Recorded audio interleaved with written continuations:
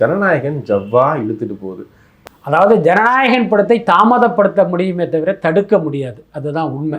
என்ன காரணம் அப்படின்னா, நீங்கள் ஒரு படத்தை சென்சார் போர்டு வந்து பேன் பண்ணணும் அப்படின்னா அந்த கண்டென்ட் வந்து சர்ச்சைக்குரியதாக இருக்கணும். அந்த அடிப்படையில் தான் நீங்கள் அதை பேன் பண்ண முடியும். ஜனநாயகனை பொறுத்த வரைக்கும் அந்த கண்டென்ட்டில் வந்து எந்த பிரச்சனையுமே இல்லை. அதை வந்து நம்ம தெளிவாக புரிஞ்சுக்கணும். ரொம்ப வெளிப்படையாக சொல்லணும்னா, தேசிய விருது பெற்ற ஒரு தெலுங்கு படத்தினுடைய ரீமேக், அப்புறம் அதில் எப்படி கண்டென்ட் வந்து உங்களுக்கு சர்ச்சைக்குரியதாக இருக்கும். அதே நேரம் சமகால அரசியலும் அதுக்குள்ளார போட்டிருக்காங்க. அதில் பேசப்பட்டிருக்கிற அரசியலுங்கிறது திமுகவுக்கு எதிரானது தான், பாஜகவுக்கு எதிரானது இல்லை. அப்போ சென்சார் போர்டு இந்த படத்தை தடுப்பதற்கு எந்த முகாந்திரமுமே கிடையாது.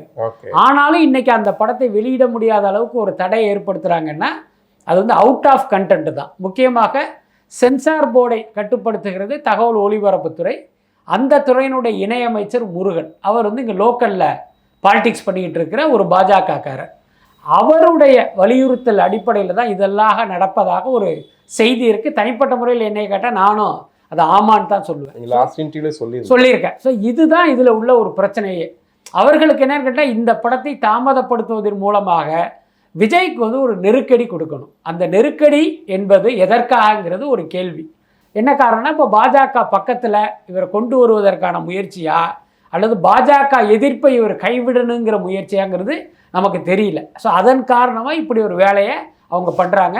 தணிக்கை குழு பார்த்திங்கன்னா இவர்களுடைய ஒரு ஏவல் நாயாக இந்த விஷயத்தில் செயல்படுது. ஏன்னா அவங்க எப்பயுமே ஒரு தன்னிச்சையான அமைப்பு அப்படின்லாம் சொல்லுவாங்க. இப்போ இடியும் சிபிஐயும் ஐடியும் எப்படி பாஜகவுக்கு சாதகமாக அவர்களுடைய எதிரிகளை பழிவாங்குவதற்கு பயன்படுதோ அந்த மாதிரி இன்றைக்கி தணிக்கை வாரியமும் பயன்படுது. இப்போ கோர்ட்டுக்கு வந்துருச்சு இந்த கேஸு. ஆனால் அங்கே நடக்கிற விஷயங்கள்லாம் பார்க்கும்போது கூட இது ஜனநாயகனுக்கு எதிராகத்தான் தீர்ப்பு வரும் அப்படிங்கிற அளவுக்கு இந்த விஷயங்கள் போயிட்டுருக்கு.